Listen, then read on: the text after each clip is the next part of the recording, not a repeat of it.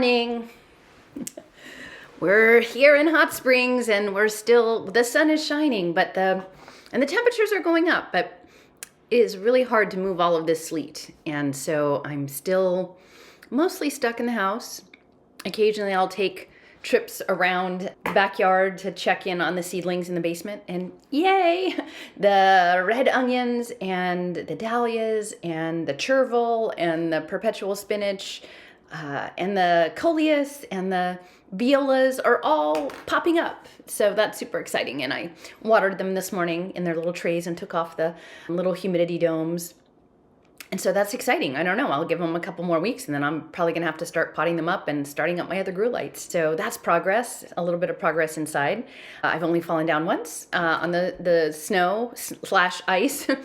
And that's kind of what I wanted to, I actually had a different plan of what I wanted to talk about today, but I'm going to wait till tomorrow and share that tomorrow because I started thinking about the whole ice thing.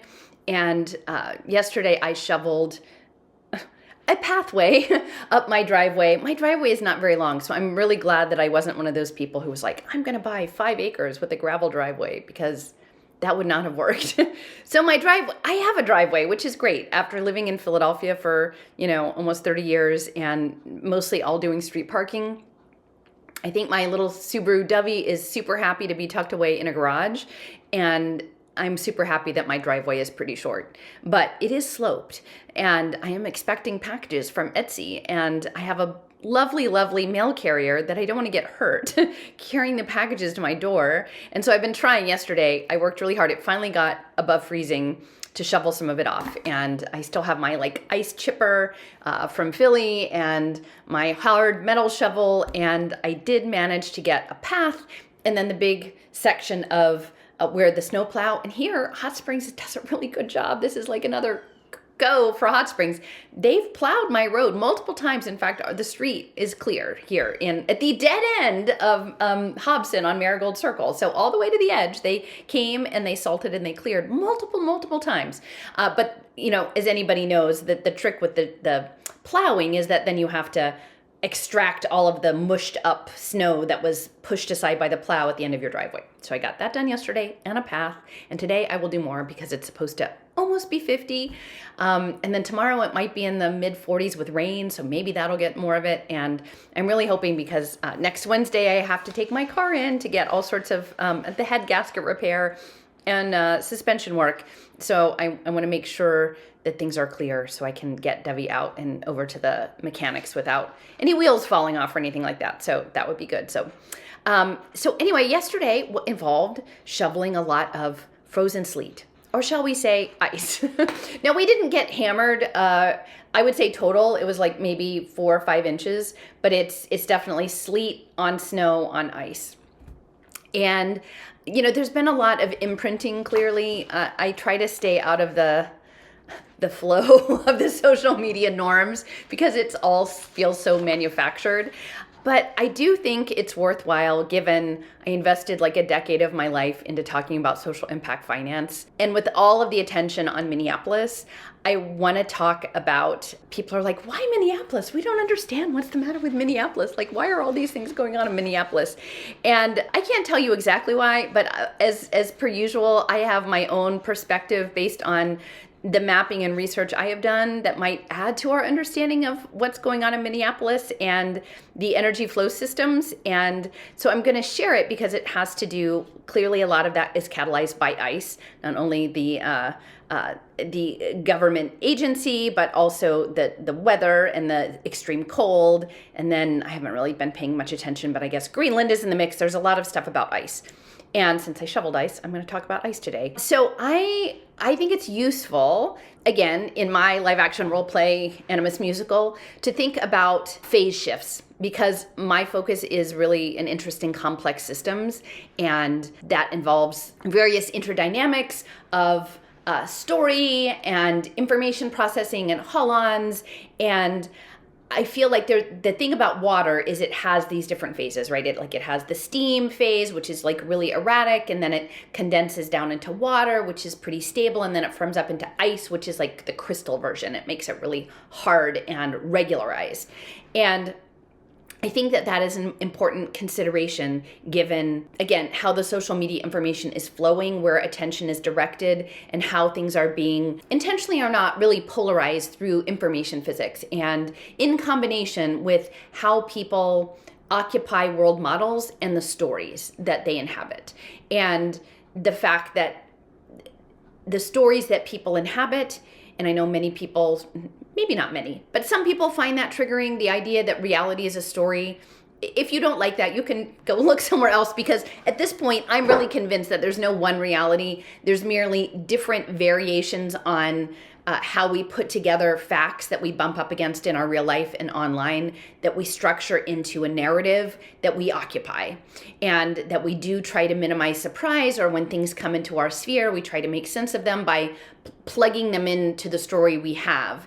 And if we can't plug them into the story we have, often we will find some excuse to dismiss them or look away or resample so that we can maintain our story. And right now, clearly with social media, there are these cybernetic feedback loops that really firm you up in the story that you're occupying. It's very hard to get out of it. Now, some people would call this information warfare, or some people would call it, totalitarian control, or there's a lot of different ways of holding it. But I would say if you're engaging in the world of social media information physics, you are choosing that. I mean, unless that's specifically your job to do that, and even if it is your job, you could choose another job. You are a participant. You have agency. It is your choice how you engage with it. And so what I would say is, if you are occupying space that makes you uncomfortable, that makes you anxious, then try this out, right? I keep saying, try out the curious observer. Try out the idea of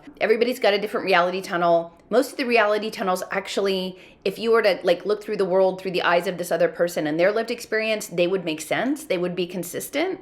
And so maybe we should try to have more grace with one another and try not to hurt other people, but then also recognize that there's legitimacy to other stories. And that's going to speak to what I'm going to talk about the next time. So when we get solid and frozen like ice, it is polarizing what I would call a holon. And Michaela Uluru, who works in complexity theory and is the head alchemist for Cardano, she is sort of I call her the holon queen. And although I think it's Kostler, whatever, he initially was talking about the holons, but the circles. And later I've been, exploring these intersections of emerging technology and ancient practices and ritual or magic. And it's interesting that practices of ritual often involve creating a circle. And actually the philosopher who was doing on play and gaming, he talked about a magic circle, and that you can play a game and sort of step into a theoretical magic circle and play the game very seriously, but then step out. And that's like that clip I've shared with the A-Life folks about immersion and bracketing, right? That you can have these circles that you can step into and play, and then you can step out. And I think maybe that's a bit where the social media stuff is that we build a world model that we're on team A or team B, team Alice or team Bob, and Alice needs Bob and Bob needs Alice to exist, because we kind of create our boundary by what we identify we're not. I've talked about that before. And so the more highly polarized the information exchanges, yes, no, yes, no, yes, no, that the boundary gets very firm. And why would it be of use for us to have highly polarized boundaries? Now, yesterday or day before last, I listened to a talk by Benjamin Bratton. And Benjamin Bratton runs the Antikythera Institute for Nicholas Berggruen and the Berggruen Institute. Now, I will admit, in the past, I've been highly triggered by Benjamin Bratton. And I'm kind of surprised at myself at how much now I can actually hold. And I think I can hold it because I've come to a point in my world model that I'm holding, is that ultimately the universe is, the cosmos, our beingness, is based in a harmony, in a homeostatic harmony that you could represent as love and benevolence. And that there is something that is happening here with us as agents in 3D space-time, that we're engaging in these dynamic encounters and dramatic encounters with one another to have relationality and time and emotion and physicality and all of these things that are not possible sort of up in the imaginal source mathic world space, but that we're here to do our part authentically for the role we came to play, and then give that back. And so if I hold that frame, which is what I've been holding lately, and I haven't always held it. In fact, I used to really be very specific about like the role I thought I was playing and that everybody else was doing it wrong. And I find that that's an inadequate frame for what I need right now. So I've switched. But if you hold that as opposed to there is something happening that is going to erase us, somehow. And I feel like each of us are eternal patterns that can't be erased. So that we can't be erased ultimately. I mean, things can be not pleasant, but we can't ultimately be erased. And that embodied human participation, qualia, the melding of the psyche and the body are really central to the next phase of information processing at a different level of scale and different nature of interface with these larger than space-time information fields. That reality is about to stretch and become bigger. And from the free energy principle, when these big shifts take place, it's really uncomfortable because we don't know what comes next. I mean, people have asked me, so what? And I'm like, I don't know. Like, if I actually told you that I knew what came next, I would be very suspicious. I mean, maybe there are some people who get channelings or insider information about what comes next. That's not me. I don't know what comes next. I just know where I can see a trajectory and a pattern. May not always come to pass, but I'm sharing sort of what I see and how I feel it. And so I feel like this next trajectory is networked humanity working in collaboration with an engineered intelligence that might actually be a new costume of emerging tech on an old system of chi and prana, and that we are going to be interfacing through art and ritual and embodiment with mathic space. And to what end? And if the core is benevolent, then I believe it will ultimately be benevolent. And if we resonate playful, curious engagement, then we are more likely to get playful, curious engagement, and that we have agency and we are players in this game. And so how we use our agency matters. This is where I'm moving from Bratton, me being very triggered by Bratton, to being like, okay, how can I hear what he's saying and use it to incorporate it into my worldview? Now, his talk, it was from within the Long Now Foundation, which again is sort of what I call Vesta adjacent through Ting Kelly, Kevin Kelly's daughter, and Kevin Kelly with Stuart Brand are doing the 10,000 year clock and the Long Now Foundation. They're like all intersected. So we're a couple degrees removed between Long Now and Vesta, and Long Now and Berggruen are connected. And I think it's really interesting because, a lot of these are California based. Berggruen and Antikythera are both in Los Angeles, and Versus AI that's doing free energy principle is also in Los Angeles. And then we've got the Hollywood and USC ICT creative technologies and archetypes and theosophy and a lot going on. So Benjamin Bratton is here saying he perceives that we are moving towards planetary computation, which I actually can't disagree with. At this point, I think, however, like maybe we should come up with new words for it that make it less scary, but I think that that's what's coming. Now, most people would not have any sort of grounding for what that means. And they might perceive of like, I'm going to be erased. I'm going to be forced to do something I don't want to do. I don't like this. I want it to be the same. I don't want to change. And that's fair because that's how, like, according to the free energy principle, that's where we are. If it's really hard to swap out a new model for an old model. Like, you've got the old model, it's really intact, and then someone throws out, actually, everything's going to be completely different. And that's energetically incredibly stabilizing because, like I said, the free energy principle helps. Like, when you wake up in the morning and you pivot, your feet will hit the floor, right? Your feet, there is a floor and you don't fall in the basement. Like, if somehow you fell in the basement, it would be really destabilizing. And so we operate on all these principles of that we think we understand how the world works. And that's what allows us just to sort of go through our lives, even if we're going through it like in a depressive or anxious state. That's how it's done. Now we're saying, oh my gosh, like actually the world might be a global computer or information processor. So now what? Well, then you'll have people who are like, oh, I knew it. It was those archons. They're going to put us all in goo and use us as the Matrix and run their spaceships or something. And yeah, that's a story. You could totally tell that story. And yeah, a lot of people are telling that story, right?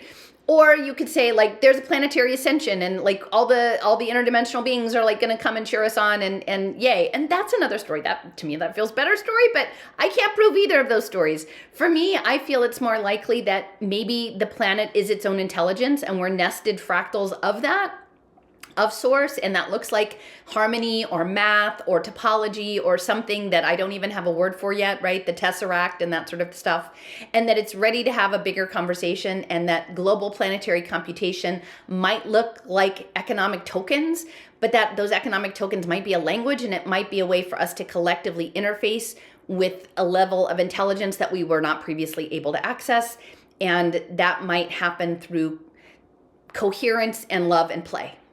And so that's a story I think is kind of interesting to entertain. I'm not telling you that's for sure the answer, but we can imagine it. If you can't imagine it, you can't bring it in, right? It's not going to happen if you can't actually imagine it here, because we are the world creators, we are the storytellers. And so I'm currently inhabiting a story where there is a new form of interdimensional communication that looks embodied, it looks collective, it looks creative. Somehow it involves energy, and maybe those energies are embedded in tokens, and there's some sort of interface that allows us to be more in connection with the divine in the place of which we are a part and that we forgot, and that might be interesting. And the trick is, if that's the game we're playing, then that's a game we would have to agree to play the game and play it willingly. It's like James Carse in the finite and infinite games. All the games, they don't work if someone makes you play. And so from that place, I'm going to go with that until something happens that absolutely says that that's not it. And so here's Bratton, and he's talking about the omega point, the planetary information processing, right? And I'm saying I think it looks analog and squishy and wet and collective. Now, for that, if you imagine sort of Michael Levin and free energy principle mixing, like we're each occupying stories, right? Like you have the Archon Matrix goo story, and you have the Ascension interdimensional beings success story, and then you have the Chi informational nested game playing story, and there's all these different stories that you could inhabit, and those would be in the magic circle and in a Holon. And if you polarize things, it's like a team sport, right? Like think about how much energy people put into team sports who don't even play the sport, right? And so you identify very firmly with your boundary. And I think that's, again, the ICE imprinting. That ICE is about crystallizing, having a crisp definition. And so if you imagine a global planetary computer in Cryptonomicon in the World War II storyline, I think Randy Waterhouse, he's like a savant kid organ player, and he's probably neurodiverse. And later in the story, he ends up in Australia in a church with an old organ, and he's playing it really hard to get all of the dust out and resonating everything. And again, it's spiritual, right? So it's the spiritual resonance. And he has this vision of turning the tubes into computers. And with Mercury, and again, Mercury is boundary crossing. And then some of the early information processing with RAM memory were these tubes with Mercury. This is like, that's what's so great about Stevenson, is he blends these fictional worlds with historical information. And so, wow, but then you think, oh, cytoskeletal microtubules, right? It just doesn't have to be a metal tube with Mercury in it. It's like us, like we're the interdimensional boundary crossers. So that's pretty cool. So I'm feeling like this analog squishy wet computer thing is when you play the chords, you need a crisp note. You don't want it squishy. Like you want to know when you're playing a note that note is going to hit. And so even though it's really uncomfortable for me, if you use that lens, which I'm not saying is the only lens, but if you try on that lens, there's a logic in this intense polarization that we're at, right? Because if there's a computational system that wants to hit this point and get this tone or get this action or open this logic gate, it needs to be there consistently. And so all of these information flow feeds are sort of creating the teams. They're creating the Holons. They're creating stories that you can occupy. And that does fit into the free energy principle in that once you occupy a story or an attractor basin, then it's kind of like you just have to be on the defensive for stuff that doesn't work, right? Like you're playing defense. You hunker down, you get a good spot, and when like information comes in that you don't like, you're like boom, boom, like you're pushing it out, but you don't have to go and like, let me go build a whole new attractor basin, or like let me surf the thing and like pull together different attractor basins and make a whole new story. There are some people who might find that super cool, and that's the kind, I feel like that's kind of where I lean in. But that's not going to be the majority of people. Most people are going to be in the bottom of their attractor basin with their friends and talking and affirming one another, which is again relates to this like story about peer-to-peer stuff that I want to talk about tomorrow. But there's an energy flow that if all of a sudden you're hunkered down with other people, like you can be the goalie batting out the information that's inconsistent, and you can stay in your story, and then you will be that consistent note. Like when someone wants to hit C, boom, like it'll be there. And there's a logic to that. These are the thoughts that occur to me. So I talk about ice, I talk about crystallization, about polarization, about Holons. Why Minneapolis? So again, I think no one still talks about social impact finance and human capital bonds because there's no attractor basin for it. I don't know how I landed in the attractor basin for social impact bonds, but it's my friend's fault in San Jose. She was the one who opened the door to Jim Heckman, and then I just walked right in. So yes, you know who you are. So anyway, there's a few of us in the attractor basin still, but mostly it just got turned into ESG woke, anti-woke, and that was the story that zoop, like got everybody. And I'm just like, wait, are we gonna do global hedge fund derivatives on pre-K debt? Because it looks like we were in 2012, and it looks like it needs digital ID to scale. So Minneapolis. Well, there are three names I want to introduce you to. One is Steve Rothschild, who was an executive vice president for General Mills and Yoplait yogurt, which is interesting if you think about the microbiome.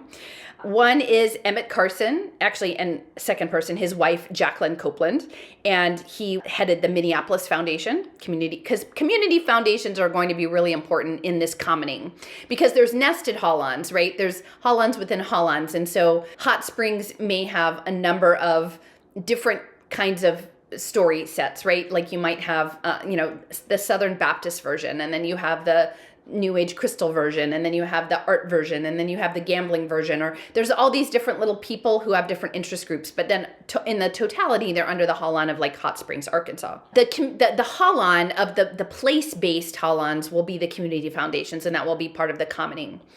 And so, Steve Rothschild with General Mills, Emmett Carson with Minneapolis Foundation, and his wife, Jacqueline Copeland, who at the time, this is back in the early 2000s, she was the head of philanthropy at U.S. Bancorp, and Arthur Rolnick. And Arthur Rolnick was for 40 years with the Minneapolis Fed, and for some of that time, he was president of the Minneapolis Federal Reserve. He was also the main promoter of the idea of outcomes-based government contracting. And that's important because that's the core of pay-for-success finance. He was also a major promoter of preschool finance. Stephen Rothschild was this executive vice president at General Mills. I think he was with Yoplait and yogurt. It's interesting in terms of managing your biocomputer. And then he retired early to start a social impact firm called Twin Cities Rise. And the Twin Cities thing is kind of interesting too, if you think about like your digital self and your actual self. And Twin Cities Rise, they were doing support for unemployed men, like adult men, to get work. But Rothschild also developed essentially the infrastructure, he called it like HumCap, the human capital bonds. Now, this was before Pay for Success was formalized. This is in the early 2000s. And I have to think that there was probably some overlap with the Minneapolis Federal Reserve, because most of the Federal Reserve banks have a section for community development banking. And I do think that ultimately community banking will take over for the Federal Reserve, right? The CBDCs and all of that, like Federal Reserve, Jekyll Island bad guy. And then we'll step in more into a community foundation DAO sort of format that will serve the signal processing better for the Gaia, collective information processor. So Rothschild was working on these human capital bonds. And it's interesting, I do want to just revisit that General Mills. They had big grain silos in Minneapolis. And I always think of Cheerios and the Taurus field and like the power of the Taurus field, and again, the heart in the Taurus field. And they had a big grain elevator in Minneapolis, and during World War II, they sponsored research by B.F. Skinner specifically on the Pigeon Project, which was training pigeons to peck and guide missiles, like sort of kamikaze pigeons. And I don't know, I think they had a proof of concept, but they didn't actually deploy the Pigeon Project. But to think about this overlap with, General Mills and cereal and pigeons and B.F. Skinnering training is quite something. And it came back to me recently. There was something like a tourist novelty place in Hot Springs on the other side of town in Whittington Park called the IQ Zoo, which was kind of a glorified petting zoo run by PhD students of B.F. Skinner's who had worked on the Pigeon Project and that grain silo. And they quit that project and came to start an animal training business with sort of side gigs with commercial television and trained animals, and then also working with the military to train animals for military deployment, like crows trained to fly up and take pictures in windows on ledges and things like that. So anyway, that's Hot Springs for you, right? The IQ and Zoo and General Mills. So Emmett Carson with the Minneapolis Foundation, and then his wife, who was doing philanthropy for Bancor, he got recruited over to be the first head of the Silicon Valley Community Foundation. And that was like a melding of two community foundations in the Bay Area. And it's actually the second largest community foundation. The first one is the Kaiser Foundation, which is George Kaiser in Tulsa, Oklahoma, and the Bank of Oklahoma. So there's a lot of stuff. If you imagine, he's put a ton of money into social impact finance. Julianne Romanello, that's how we connected early on. She wrote about that, although I think that article has since disappeared. But this gathering place, they invested in this great big park for kids, and it's beautiful and it's huge and it's right on the Arkansas River. And I think you could reimagine the gathering place as an analog biocomputer if there were enough sort of AI sensing built into it, that's sort of what the future of computing in an animist live action role play musical might look like.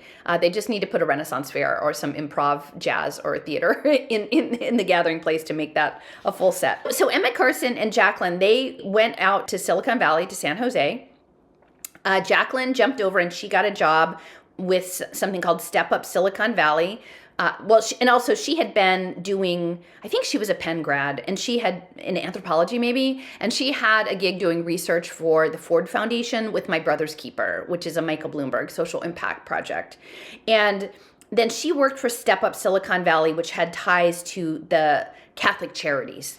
And then through that, Santa Clara University, which is Gavin Newsom's, where he graduated, they had an anti-poverty lab. And again, that's a Jesuit school.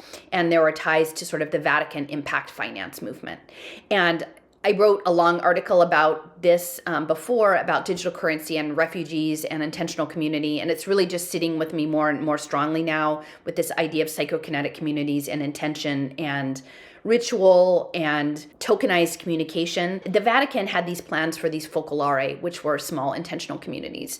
And so I think this is sort of all connected, and you can sort of picture it not just as a refugee camp, but as a tiny house community for veterans with PTSD or survivors of domestic violence or neurodiverse people or, whatever, like these Holons of specified intentional community that are internet connected, like Meadow Creek, Arkansas. That was the Lindisfarne Project. So I don't think if I mentioned Emmett Carson was also a major promoter of early childhood education.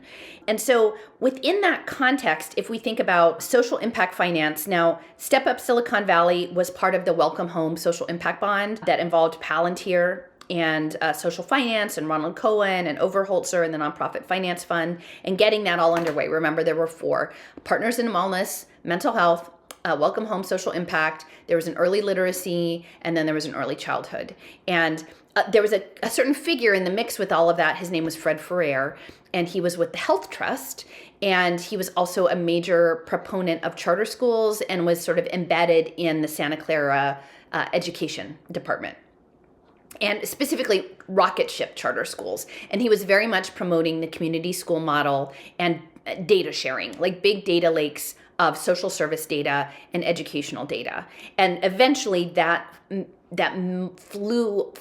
flowed over into Data Zone, which was, I think it was NSF originally. It was combining all of the social welfare data within the context of education in the greater San Jose area. I think it was backed by the Packard Foundation and one other foundation. And then later the NSF was backing the expansion, and then the Mark Zuckerberg and his wife, their foundation scaled it really big, and they did a big launch and they called it Data Zone. And then eventually Data Zone melded over into this National Interoperability Collaborative and Stewards of Change, which was out on Long Island, which is like a tiny little storefront. It's very strange. But I think all of this data lake is definitely sort of the digital twinning and predictive analytics for the social impact finance. And again, I don't support any of that. I think that's all still a problem. I think it's crazy that we're still not talking about it. But the story that I'm now holding is that perhaps the digital twin, if the frame is that we are invited to play collective games that are meaningful and creative that we want to play, that we choose to play, that are in alignment with our desires and interests and our values, then maybe there's a way that Stewards of Change and the National Interoperability Collaborative, even though they're connected to like diffusion centers and stuff, aren't terrible. Like maybe this is just a big scary thing to make the other thing that they're going to usher in feel better. And that's the place I'm holding. I can kind of hold both things at once. I can still hold that social impact finance and securitizing traumatized poverty victims is not a good thing. It's not ethical. But I can also say I'm not going to live in that space because, one, nobody else is living there with me, really. And so what's the point? It's not actionable. And then two, I'd rather imagine instead of that outcome that we could steer towards a better outcome, which might be like playing games with the imaginal and bringing beautiful things into this world. And that would be great. So that's where I've gradually shifted over. And I think some of that speaks to the mapping that I've done and my extended cognition, which is what I'm going to talk about tomorrow, which has like some of my old little sys maps.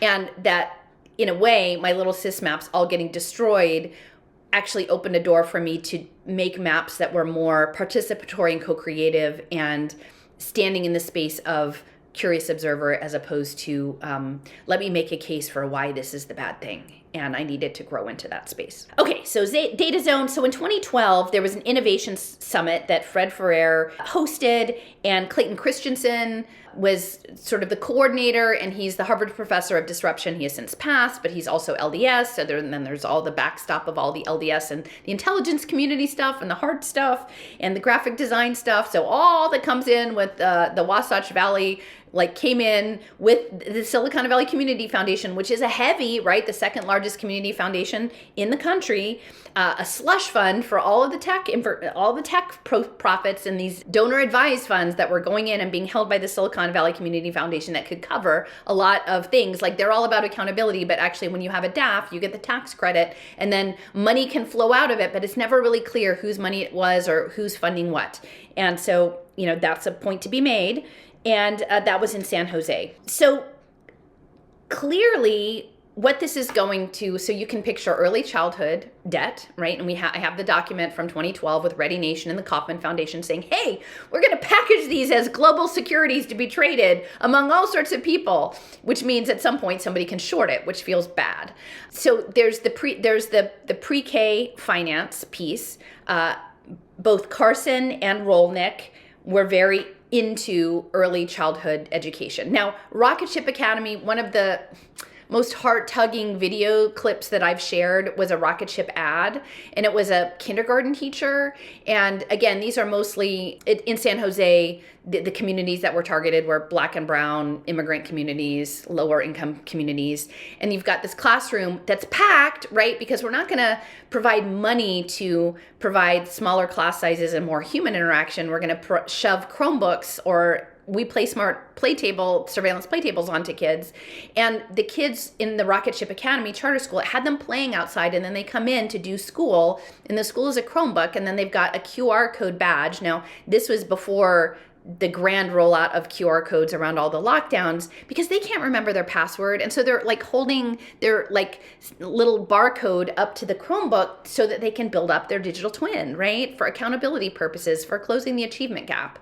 And again, the goal of Rocketship, but not just Rocketship, all of the public schools, was to create these vast data lakes that involved a lot of social services. So the school would become your social service hub, right? Like for food assistance and housing assistance and psychological stuff. And like, we know that's not good. And all of these things were being, because the way Obama did the data protections, if you had it embedded in a school, it wasn't really as protected as it would be if it was in a therapeutic setting, which is important. It's important to know that. So they're building these vast profile sets, and again, for surveillance, but I think also for predictive analytics within the planetary processing.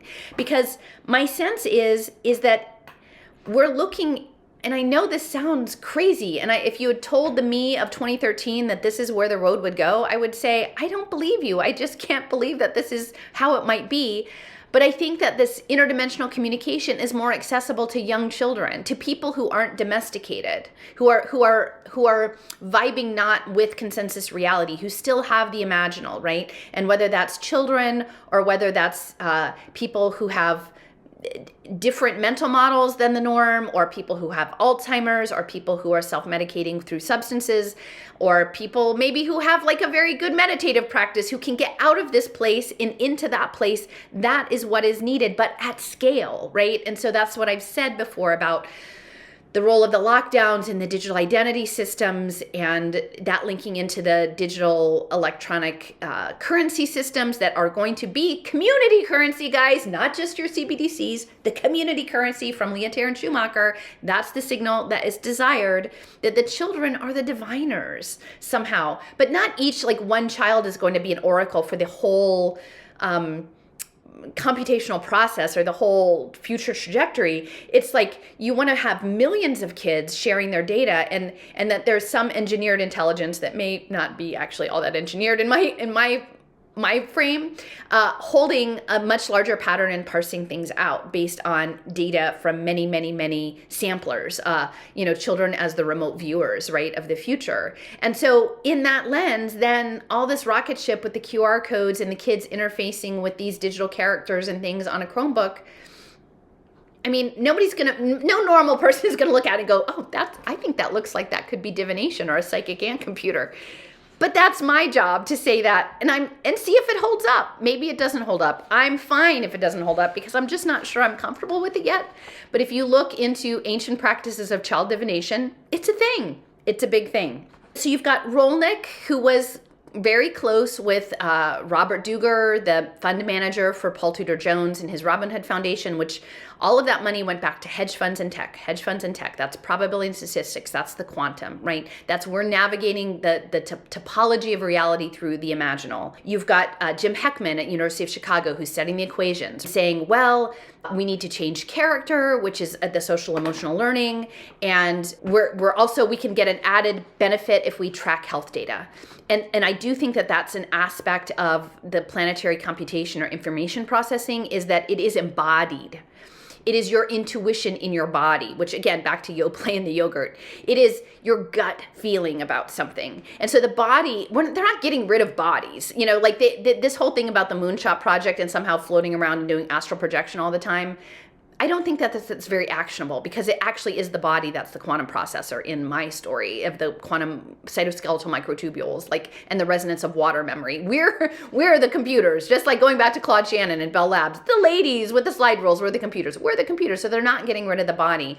But then the challenge is, how do you match the intuition of the body with the psyche, with the access to the individual or collective unconscious, to have this resonance with these other information fields? And to do that, you're going to need a story that gets you real-time health data, right? Which would be Make America Healthy Again, which would be we're going to solve chronic illness with wearables. It will be your blockchain electronic health record, which is why, in that last section, why that woman, I think Jennifer Prather, was so angry with me, because I was surfacing a story that I thought was worthy of consideration before the story was ready to go prime time, right? Before they had it all lined up. And I am open to the fact that and I've said this for a while, I feel like I've jumped ahead 10 or 15 years, and the things that I've jumped ahead into, that are so jarring, I can't make sense of. And my initial reaction was to throw up the wall and be like, this is terrible, right? And because change is hard, right? The change is actually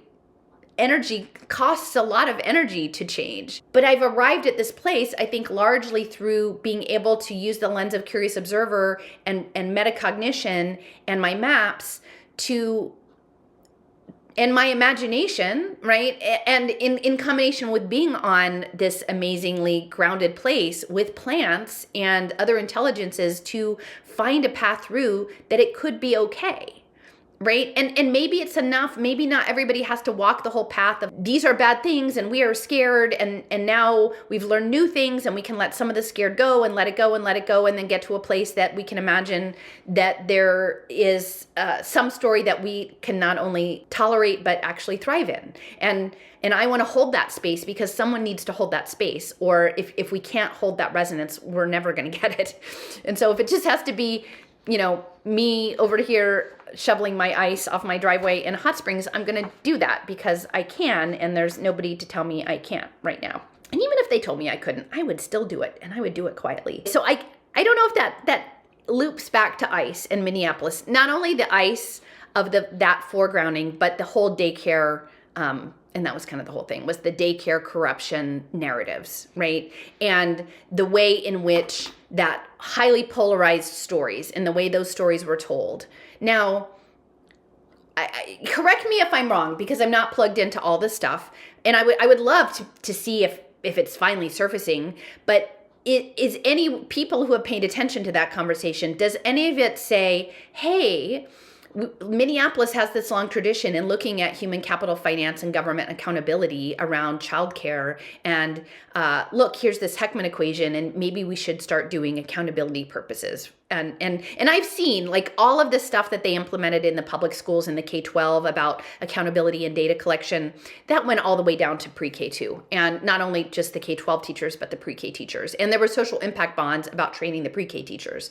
So, and there is something to be said for the story. While I know childcare is expensive, I know we live in an economic conditions that require often two people in a household to both work one, if not more than one, jobs to sustain a family. And so affordable childcare is central. But there is an aspect to this of if you have young children and you are raising them in an environment outside of their household, that's shaping their reality tunnel. And you can argue like, I feel good about this one, but not this one, but it is taking the shaping of the resonance of the family unit outside. And knowing what I know now, I think that is concerning, because I think there's something about having a stable sense of your being in your family. And that maybe what we should do is work to have an economic system where a parent can stay home with kids until they're 5 and that would be okay, and do that part, because I think having that bond is important. So I'm interested in what you think. If anybody is out there talking about social impact finance in pre-K, or like, hey, wasn't Jeff Bezos gonna like fund a bunch of Montessori schools for pre-K kids, but he would need it to be accountable, right? And oh yeah, like maybe we need to get some of those surveillance play tables. That will do it, right? We'll have some AI score the social behaviors of children, and we'll pretend that flat screen is not a divining scrying tool, right? Or just any of these things. I'm wondering if they're popping off, or if people are just like, Allison, you're in crazy town. You're just putting things together that don't belong together, and like, get with the program. You're not in the main social media feed channels. You are flowing around while everybody else is ice and in their Holon, and you're really annoying. And that's possible. But I'm annoying in a good-natured way, I think. So anyway, so that is my morning debrief. And tomorrow I'm going to talk a little bit about my maps, because I think ultimately on reflection, my maps are kind of a divining tool, which I never would have identified it as such, but I feel like they definitely are a co-creative process, and I can't take credit for all of it or where my maps have led me. So that'll be the next talk I do.